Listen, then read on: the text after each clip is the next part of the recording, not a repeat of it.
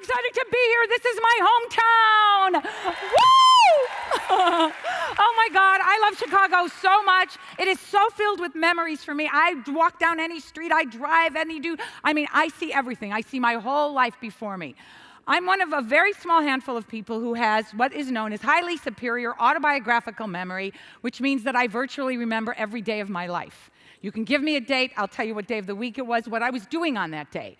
Most people remember 8 to 11 events within any given year, but I'm here to change that. I know that I can help you develop a much better memory. Now, how many people want to have a much better memory? Everybody, right? Of course, of course. Okay, so what I had to do when I was 6 years old and people would say, what's with that kid and her memory? Why does she remember exactly when I was here last, what I was wearing, things like that? My parents knew that I had a very unusual memory, and I grew up in Chicago in the Logan Square area, one of 6 kids. Logan Square. Now, anybody who knows, anyone who's from a big family, you know that you are very excited when anything differentiates you from your brothers and sisters. Because let's face it, 6 kids, it's like a litter. It's like cats in a bag. You know, you want something a little bit different. So I took great memory, I guess, and good legs. So don't tell my sisters that. All right, so here I was, this little kid, and then my circle got bigger, and it got bigger and bigger. And pretty soon people would say, well, why does she remember everything? And I would literally fall asleep at night saying, because it was fun for me. It was like time travel. I'd think, what was I doing exactly a year ago in kindergarten? What was I doing 3 years ago in 5th grade? What was I doing when I was my little brother's age? So it became this way of exercising my mind. Now, I know that I was born with something unusual. They've taken 300 measurements of my brain, and they have found 9 areas that are 10 times larger than the normal brain. I understand that. But I also understand that there are mnemonic devices and books, and people write about memory, and it's very different from the way my memory works. So when I wrote my book, Total Memory Makeover, I thought, what can I do for people so that they can maybe understand how my memory works, and maybe they'll respond to it in some way, and that's how their memory works. Okay, I grew up with a very, very fun family. My family, as I said, had a dancing school in our backyard. And one of the things that my father used to say is that there are 3 parts to every event: anticipation, participation, and recollection. And he'd say the greatest of these is recollection. So anticipation, participation, and recollection. 3 parts to every event. Right now in your life, you are anticipating something. Right now in your life, you're participating in this. And perhaps you were anticipating this 2 weeks ago, a week ago, earlier today. And perhaps, you're also recollecting something as you're sitting here. When people are talking about the brain, I'm sure that your brain is working in so many different ways. I purposely don't have a PowerPoint because I want you to try to remember and take in as much as you can from the way that I'm speaking to you. And see, as I go through what I think is so important about developing your memory, how you respond to the other speakers as well. See, to me, your memory is everything. Every single thought, feeling, everything that you do is connected not only to your memory, but of course, to your brain, but everything but this very moment is memory. And your memory is your story. It's so important that you remember all of it. So here you go. Here you have anticipation, participation, and recollection, and the greatest of these is recollection. So imagine that you're always thinking in that APR way. One of my theories that I have that they are now testing at UC Irvine that I really do believe is very different from the way most people think about memory is that everyone, no matter how many people think they have a bad memory? How many people? Okay, you don't. You just don't know that you have a primary track on which you can embed your memories. Everyone has a primary track. It's like in the jigsaw puzzle of your life, what are the hard-edged pieces? What are the things that you can interlock the other memories of your life to? Now, it might be travel, which has APR built in. You plan for a trip, you participate in the trip, then you recollect the trip with photographs, stories, etc. Or it might be sports. That might be a huge thing. There are guys who will forget their wife's anniversary or birthday, but they will remember a game from 30 years ago, what they were wearing, who was, what the different shots were, what they were drinking, everything. So maybe that's their primary track. Or maybe it's hairdos or relationships. I always used to tease that it was boys in my weight. I always knew what I weighed and who I was dating. I still do. But now I'm married to my 3rd and final husband. Okay. So here's the thing. All right, so everybody has this primary track on which they embed their memories. Everyone has something that they remember particularly well. I've even heard bats. Some guy, I did a whole thing about bats with this guy, and memories started flooding back. All right, so I believe that you have this primary track that will help you remember these other memories. And then I really believe that every single person has a dominant sense. Everybody has something. They are sight, sound, touch, taste, or smell. Everybody remembers something especially well, and they fire up a certain sense that's dominant for them. So if you can cross-connect your primary track with your dominant sense, so many other memories will come back. Now, how do you figure out what you have? Well, if you're the kind of person who would rather hear directions and create the pictures in your mind, or you'd rather, see the directions, or maybe a song takes you back immediately, or the smell of something, or maybe, I always say that sometimes you have a couple, and he'll say, she remembers everything I said to her, and she says, he only remembers me standing over, pointing my finger. So a lot of times, a very visual man is married to a very auditory woman. And you have to work together on that one. Otherwise, you could get into big trouble, for sure. So if you take your dominant sense and your primary track and you start cross-connecting this information, you can start laying the track of your past. Because this is very important. See, this is how I feel developing a strong autobiographical memory is so important. This is how I always describe it. If every day you wake up, you live your life, you turn off the light, you go to sleep. You wake up, you live your life, you turn off the light, you go to sleep. And nothing has moved forward. Well, then what does it all mean? So to me, developing a strong autobiographical memory, it's really our strongest line of defense against meaninglessness that we have. Because if you can develop a strong autobiographical memory, what you can do is you can take the information from your past, bring it to your present, and let it inform a better future. You can say to yourself, wait a minute, wait, there's a red flag over there. I'm picking the same kind of guy. Maybe, he was cheap at dinner. I had a bad tipper once before. Let me try to remember that bad date that went south later on, 3 years later. Or, wow, I want to go into my boss and ask for a raise. Let me really remember what it was that happened. How can I empower myself? Well, how can I fill myself up? We are so lazy in terms of using our past to make a better future. First of all, we've gotten very lazy in terms of electronic devices, you even get punished in LA for dialing out a number if you're not fast enough. They want you to use only, voice activation. So we've gotten very lazy, and we're not stimulating our brains enough. We're not using our memories enough, and we're trusting everything but our own wherewithal. Now, memory is tied to adrenaline. This has been proven by Dr. James McGaugh, who is the #1 researcher at UC Irvine, which is where I do all the testing. I've answered over 1,000 questions. I've been wired, put through an MRI. They've taken blood samples, cheek samples, hair samples, motor control, everything. We're part of the research for Alzheimer's and dementia and so many other things that they're doing. And I guess we've really changed the medical books and the science books because they had no idea that people could remember as much as we remember. People say, well, isn't it crowded in there? And what about all those bad breakups? Do I even want to remember that? Well, here's the truth. Memory is tied to adrenaline.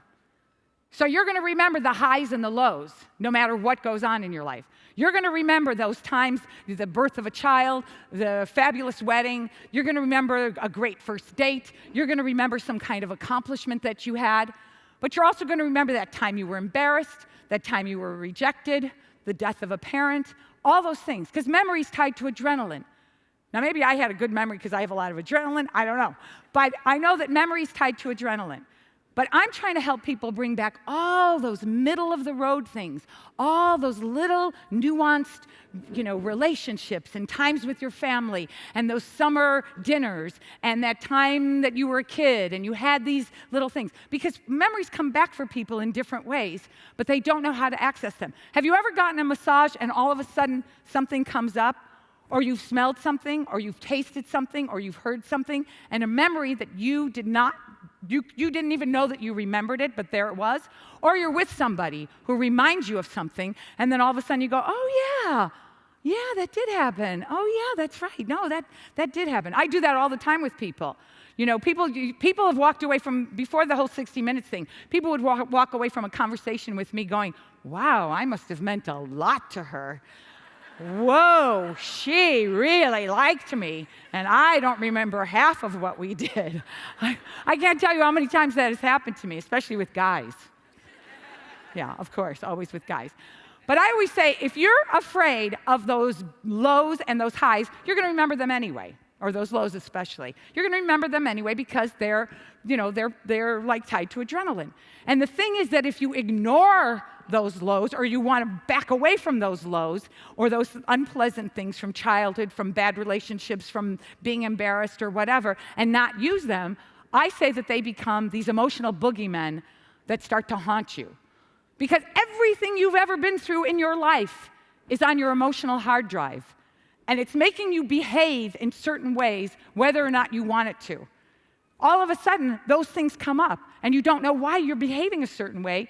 But if you could remember things from your past and bring them to the present, it can help you understand as you process and metabolize the negative things, the sweet things, the harder things, all those different things that you have in your life that are so much the fabric of your life, not just cotton. Okay, I usually talk for longer, so I know that I've got a very short time and I want to explain something to you. The 4 ways that memories come in, because it's not only the primary track, it's not only the dominant sense, it's also the 4 ways of memory retrieval. Because what I'm trying to do is strengthen in you the way you receive, the way you retain, and then the way you retrieve memories. Because my retrieval system happens to be a very sophisticated one, but it's only in thinking about how I do it that I realized that there are 4 different types of memory retrieval. And then I'm going to do a demonstration of how my memory works. Because I'm here because I wanted to share information about you. Okay, so these are the 4 types of memory retrieval. They are what I call horizontal, vertical, mushrooming, or sporadic. And I'll give you an example of each. Let's say that you went to a wedding. You went to a wedding. And I said, hey, how was that wedding last weekend? How'd it go? And you said, oh my gosh, it was great. We got there on Friday. There was a rehearsal dinner. We all went to the bar afterwards. I got up and jogged. Then we went to the wedding. Then we did. And you tell me in a very horizontal, chronological, kind of anecdotal sort of way. And you kind of skim the surface, but it's, this is your memory of that weekend. And if I said, hey, how was that wedding? And you said, oh my gosh, I had a conversation with my cousin. And you start to describe this one point in that timeline of the day, and you start to go deeper and deeper, and you start describing what she was wearing, and what the band was playing, and what the wallpaper was like behind her, and what you two were talking about, and the themes of a conversation. So now you've gone deeper, deeper, deeper into a vertical memory. And maybe I've said to you, okay, oh, how was that wedding? And you said, oh my gosh, I met somebody there. We had lunch a week later. We're going to do a project together, blah, blah, blah. And it was a mushrooming. So I asked you about a specific point, but you mushroomed to something that was very connected to it. Or maybe I said, how was that wedding you went to? And you said, oh my gosh, I was there. There was a guy who looked exactly like my boss from 10 years ago. I was immediately back behind my desk looking at that jerk who took all the credit for my work. So you've had now a sporadic memory. So these are the 4 ways that your memories come in. And you might be dominant in one of these ways. You might be a very horizontal, chronological person in describing your memories or even accessing them. You might be a very vertical memory person, or you might be a very mushrooming person, or a very sporadic person. But take the ride. Take the ride. Use your primary track, your dominant sense, and your memory retrieval system to sort of bring back the things from your past. Now, here are a couple exercises that you can try every single day. Because I do classes all over the country, and in a room this size, I've said to people, I'm going to bring back everybody's freshman and high school schedule. Every single person is going to have their freshman and high school schedule within a few minutes. And, I said, who knows theirs? And a girl raised her hand. She was 15, and I said, honey, you better remember it. That was last year. You better. But within 15 minutes, every single person had their freshman and high school schedule, except for 3 people who just didn't want to play. Now, here's the truth. Why is this even important? It's important because you can look back on any point of your life and say, okay, where was I? Who was I? What was I doing? What can I improve? What am I still doing? What can I use? How can I remember? How can I connect this with this? Why do you think Facebook is so important and now so popular, and people get on and like, oh, let's have the neighborhood get on and let's talk about this, and or reunions for people or timelines for people. Your memory is your story, and your story is interesting. Your story is you, and you don't want to forget anything. I can tell you, I've seen people suffer through Alzheimer's and dementia. You do not want that to happen. And the more you can stimulate your mind, it's great for people to memorize decks of cards or do crossword puzzles or something. But I'm telling you, if you have anyone in your family who is suffering from this, who is suffering or the early onset Alzheimer's or dementia, what you have to do is you have to get them to talk about their primary track, their dominant sense, and get them to play to their strengths. Here's the other thing. When I do memory classes, I talk about a crossroads. Everybody's got a crossroads somewhere in their lives. And I have people bring an object, a memory object that's connected to that crossroads. And I've seen people do amazing work just changing their brains, changing their minds, using a memory from the past to take them back to that crossroad. And usually it's like, there was a woman who had a perfume bottle. It was a horrible breakup, representative of that. She brought it in. She started talking.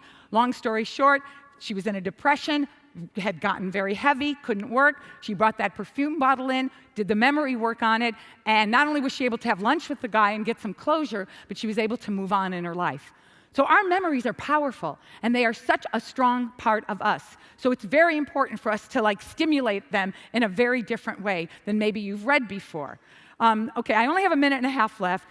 Somebody from the audience, I said that I would, if anybody who doesn't mind, I guess I have to ask a girl rather than a guy rather than a girl. If just tell me your birthday. Who wants to tell me their birthday? Okay, you.